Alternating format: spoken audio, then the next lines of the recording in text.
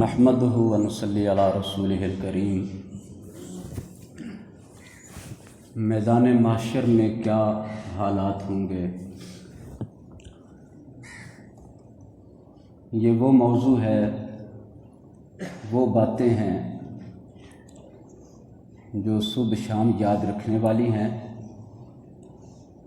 ان باتوں کو یاد رکھنے سے دنیا کی زندگی سنورتی ہے، انسان گناہوں سے بچتا ہے، نیکی کی طرف رغبت کرتا ہے، وہ اپنے اصل ٹھکانے کی طرف فکر مند ہو جاتا ہے۔ چند باتیں قرآن پاک سے اور چند باتیں احادیث سے جمع کر کے لایا ہوں، تمام بھائیوں سے گزارش ہے توجہ سے سماعت فرمائیں کہ جب قبروں سے لوگ اٹھیں گے، اللہ کے پاس جانے سے پہلے کیا حالات ہوں گے۔ قیامت کا دن میدان محشر ہولناکیوں سے بھرا پڑا ہے، اسی لیے حضور صلی اللہ علیہ وسلم نے فرمایا جو میں جانتا ہوں اگر تم جان جاؤ، بہت کم ہنسو اور بہت زیادہ رو۔ حضور صلی اللہ علیہ وسلم نے قیامت کے دن سے پہلے میدان محشر کے حالات کھول کھول کے بیان فرمائے ہیں۔ قبروں سے نکلتے ہی چہرے بدل چکے ہوں گے، بدن بدل چکے ہوں گے، جسامت کچھ اور طرح کی ہو چکی ہوگی، یعنی جس طرح کے عمل تھے اس طرح کا ہو جائے گا۔ لوگ ایک دوسرے کو دیکھ کے پہچانتے جائیں گے کہ یہ کون سے ہیں اور یہ کون سے لوگ ہیں، یہ آسانی سے پہچان ہونے لگ جائے گی۔ سورہ یاسین میں ارشاد فرمایا کہ جب ہم قبروں سے لوگوں کو کھڑا کریں گے، قالوا یا ویلنا من بعثنا من مرقدنا ھذا ما وعد الرحمن وصدق المرسلون۔ قبروں سے کھڑا کیا جائے گا تو اٹھتے ہی کہیں گے ہائے افسوس، من بعثنا من مرقدنا، ہماری آرامگاہ سے کس نے ہمیں اٹھا لیا۔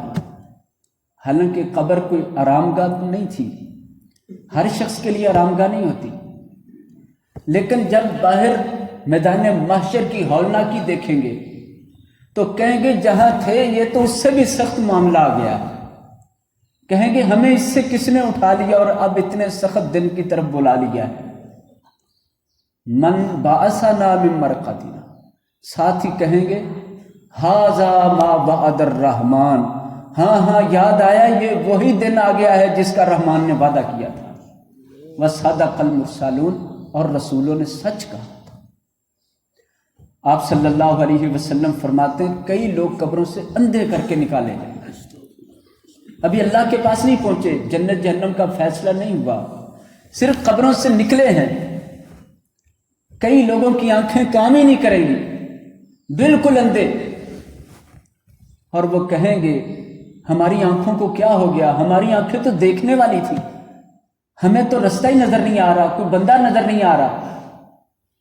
اللہ تعالیٰ قرآن میں فرماتے ہیں من اعرض عن ذکری فإن له معیشۃ ضنکا ونحشرہ، میدان محشر کی بات آ گئی۔ ہم قیامت کے دن جب میدان محشر میں لائیں گے تو کیسے لائیں گے؟ وَنَحْشُرُهُ يَوْمَ الْقِيَامَةِ أَعْمَى، قیامت برپا ہوگی، قبروں والوں کو اٹھایا جائے گا تو اندھے کر کے لایا جائے گا۔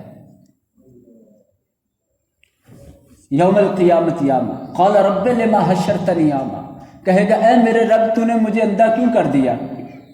جواب ملے گا کذالک اتتک آیاتی فنسیتها، تیرے پاس میری آیتیں آئیں تو نے ان کو بھلا دیا، جو میری آیتیں بھلائے میں اس کو اسی طرح بھلا دیتا۔ جس نے اللہ کے ذکر کو، اللہ کی آیتوں کو بھلایا، اللہ اسے اندھا کر دے گا، قبر سے اندھا ہو کے نکلے گا۔ سب سے بڑا ذکر نماز ہے۔ دوسرا ذکر جسے قرآن نے ذکر کہا وہ قرآن پاک کی تلاوت ہے، جسے سمجھ کر پڑھنا ہے، اپنی ذمہ داریاں اور اللہ تعالیٰ کی طرف سے جو ہم پر ذمہ داری رکھی گئی ان کو سمجھنا ہے۔ جس نے قرآن سے منہ موڑے رکھا اور زندگی گزرتی گزرتی موت تک چلی گئی، جس نے نماز چھوڑی اور نماز چھوڑتے ہی ایسے زندگی سے گزر گیا، قیامت کے دن قبر سے اندھا کر کے کھڑا کیا جائے۔ پھر اللہ تعالیٰ فرماتے ہیں قیامت کے دن کئی لوگ یوم تبیض وجوہ وتسود وجوہ، کئی چہرے تو بالکل چمکتے ہوئے سفید ہوں گے، کئی چہرے بالکل سیاہ ہوں گے۔ جن کے چہرے میدان محشر میں سفید اور چمک رہے ہوں گے، یہ وہ لوگ ہیں جو ایمان لانے کے بعد نیکیوں میں لگے رہے۔ جن کے چہرے سیاہ ہوں گے ان کو ڈانٹتے ہوئے کہا جائے گا اکفرتم بعد ایمانکم، کلمہ پڑھا تھا پھر بھی کفریہ کام کرتے رہے۔ اکفرتم بعد ایمانکم، اپنے ایمان کے بعد، کلمہ پڑھنے کے بعد تم نے کفر والے کام نہیں چھوڑے، تم نے کفریہ کام کیے ہیں، اللہ رسول سے بغاوت کرتے رہے۔ قرآن بیان فرماتا ہے جس نے سود کھایا، توبہ نہیں کی اپنی زندگی میں، قبر سے نکلے گا لا یقوم، کھڑا ہونے کی ہمت نہیں پائے گا۔ لا یقوم الا کما یقوم الذی یتخبطہ الشیطان من المس، کھڑا ہوگا تو دھڑم سے پھر گر جائے گا، پھر کھڑا ہوگا دوسری طرف گر جائے گا، قدم لڑکھڑا رہے ہوں گے، ٹانگیں کانپ رہی ہوں گی، سر اس کا، گردن اس کی اس کے سر کو سہارا نہیں دے رہی ہوگی، ایسے لگے گا جیسے اس کو دورہ پڑ رہا ہے، جیسے شیطان نے، جن بھوت نے اس کو کچھ کر دیا ہے۔ قرآن کہتا ہے سود خور قبروں سے اس طرح باہر آئیں گے اور میدان محشر میں لوگ دیکھیں گے کیا برا حال ہوگا۔ حضور صلی اللہ علیہ وسلم فرماتے ہیں جب قبروں سے سب نکل کر اللہ کے دربار کی طرف لائے جائیں گے تو بغیر لباس کے، بغیر جوتے کے، بغیر ختنہ کے سب ننگے ہوں گے۔ سیدہ عائشہ رضی اللہ عنہ فرمانے لگی عورتیں تو حیا سے مر جائیں گی، فرمایا عائشہ وہاں کسی کو ہوش نہیں ہوگی کسی کی طرف دیکھ سکے، اتنا نفسا نفسی کا عالم ہے۔ پھر آپ صلی اللہ علیہ وسلم فرماتے ہیں کئی لوگ اس طرح آئیں گے ان کے چہرے پر گوشت ہی نہیں ہوگا، ان کا چہرہ صرف ہڈیوں کا ہوگا، ہڈیاں ہوں گی، یہ صرف کھوپڑی ہوگی، یہ ہڈیاں ہوں گی، چہرے پر ذرا گوشت نہیں ہوگا۔ فرمایا یہ وہ لوگ ہیں جو دوسرے لوگوں سے مال مانگتے تھے، فقیر تھے اور ضرورت مند نہیں تھے، مانگنے کا پیشہ تھا، مانگنے کی عادت پڑ گئی تھی۔ قیامت کے دن اللہ تعالیٰ ایسے لوگوں کے چہرے سے گوشت ہی اتار دے گا۔ سورہ حج میں ارشاد فرمایا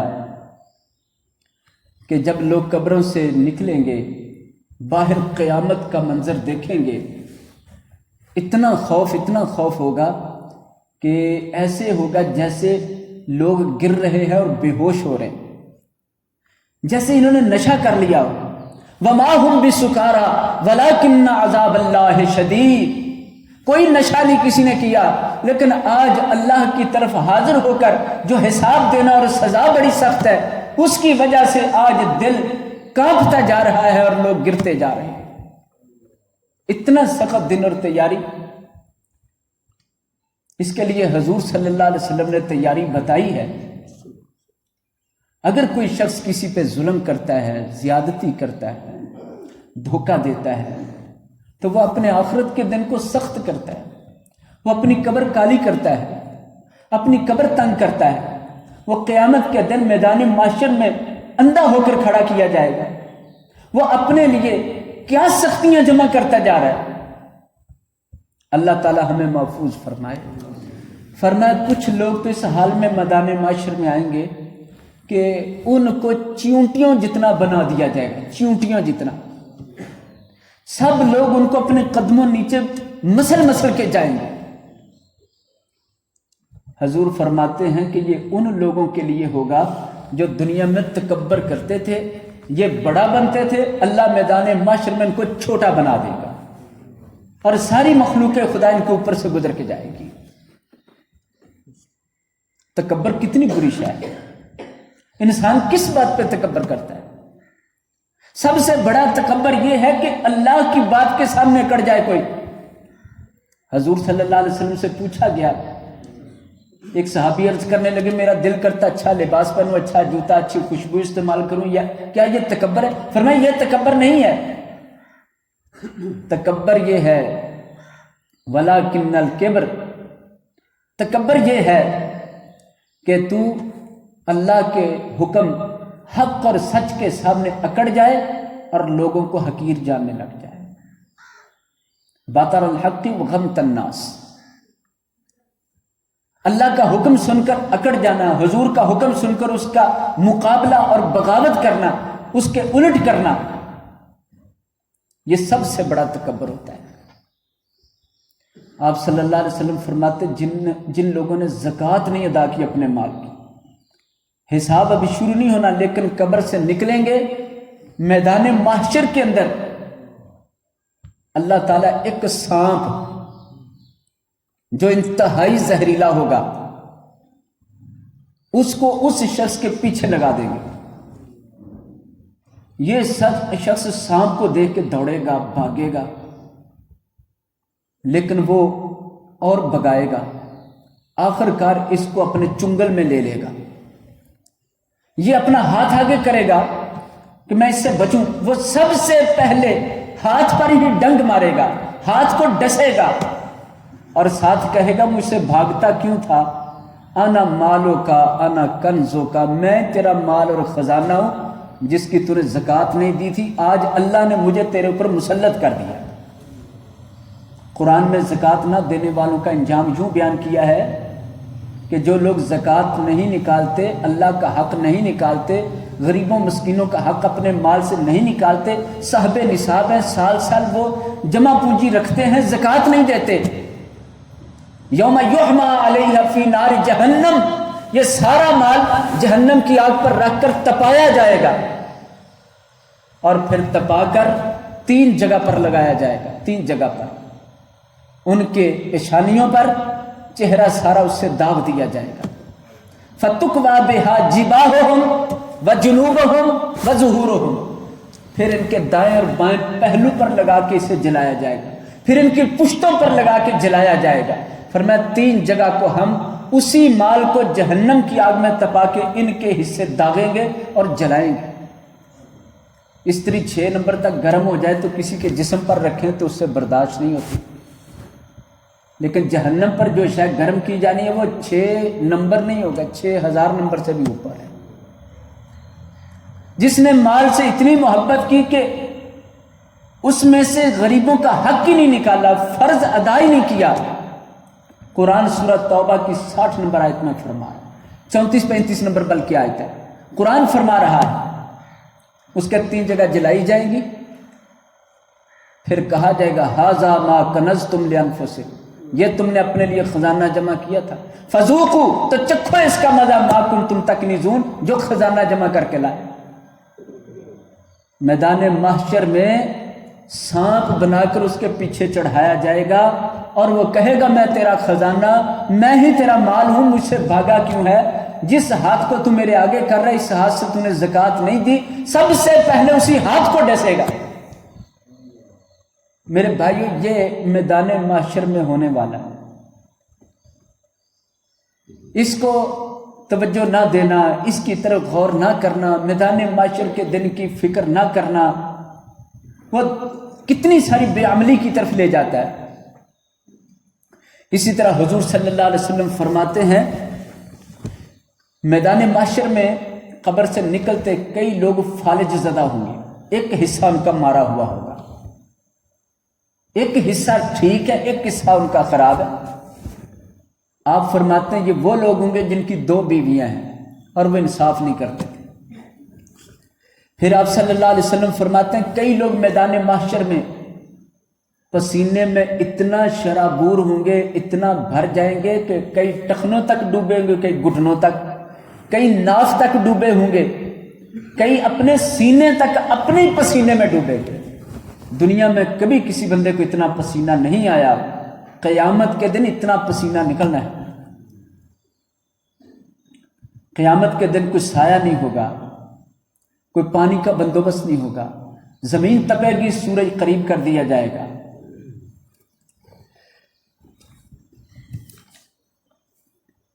پھر اس کے بعد آپ قرآن پاک میں سورہ ابراہیم میں ارشاد فرمایا گیا کہ قبروں سے نکلتے ہی لوگ، ان کی آنکھیں اس طرح ہوں گی کہ اوپر کو اٹھائے ہوئے، گردن نیچے کو نہیں ہوگی، گردن بھی اوپر کو اٹھائے ہوئے، اتنی گھبراہٹ کہ آنکھ جھپکیں گے نہیں، گردن نیچے کو کر کے اپنے پاؤں کی طرف دیکھ نہیں پائیں گے، اسی طرح دوڑتے چلے جائیں گے۔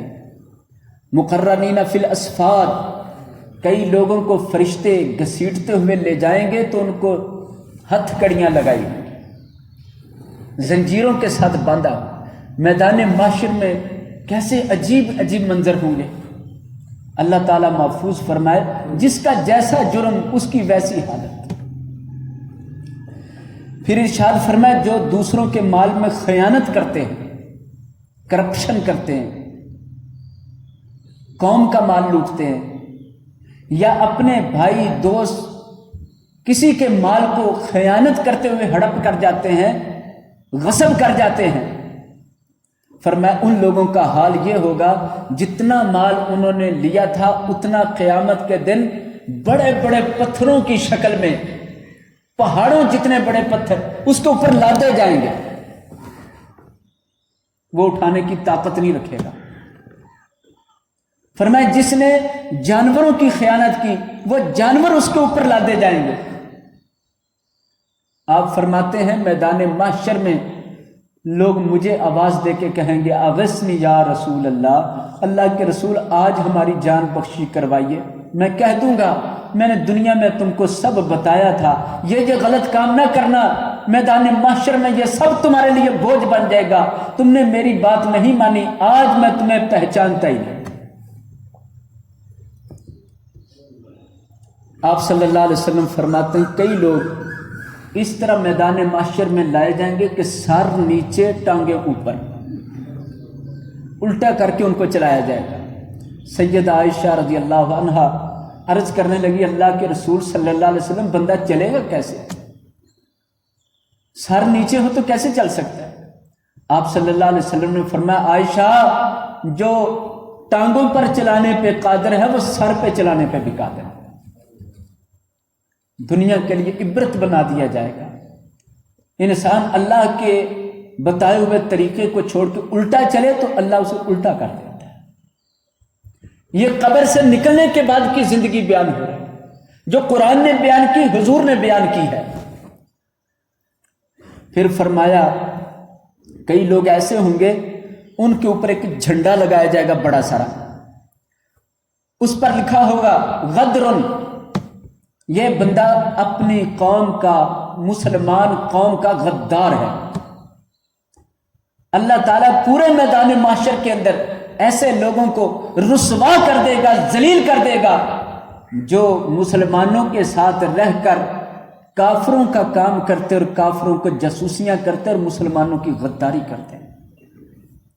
اللہ تعالیٰ ان کو اس طرح غداری کے جھنڈے لگا کے میدان محشر میں کرے گا۔ اللہ اکبر، یہ کیسے انجام ہے؟ پھر فرمایا جو نیک لوگ ہیں اللہ تعالیٰ ان کے استقبال کے لیے ان کی قبروں کے پاس فرشتوں کو بھیجے گا۔ وہی فرشتے جو اس کا نامہ مال لکھتے تھے وہ اس کے انتظار میں باہر کھڑے ہوں گے۔ وہ اٹھے گا، تر و تازہ ہوگا، قیامت کا دن بڑا خوفناک، لیکن فرشتے پہلے اسے مبارک قبر میں دے چکے تھے۔ موت کا فرشتہ جب اس کے پاس آیا تھا دنیا میں، اس وقت ہی اس نے بتا دیا تھا سلام علیکم، تم پر سلام ہے۔ اللہ راضی ہے، اللہ تجھے اپنے پاس بلا رہے ہیں کہ ملاقات کرنی ہے۔ اللہ جنت کی بشارت دے، وہ خوش و خرم قبر کی زندگی گزار لی، اب قبر سے باہر آیا ہے تو اللہ فرماتے ہیں لا خوف علیہم ولا ہم یحزنون، کتنا بھی گھبراہٹ کا دن ہے ہم اپنے بندے کو گھبراہٹ سے بچا لیں گے، کوئی خوف کوئی غم اس پر ہوگا ہی نہیں۔ اب اس کے لیے سواری لائی جائے گی، اس کو سواری پر بٹھایا جائے گا کہ آپ چل کے نہیں جائیں، آپ سواری پر بیٹھو۔ ایک فرشتہ آگے، ایک فرشتہ اس کے پیچھے ہے، بڑے اکرام سے، بڑے ادب سے، بڑے احترام سے اسے لے کے جا رہے ہیں۔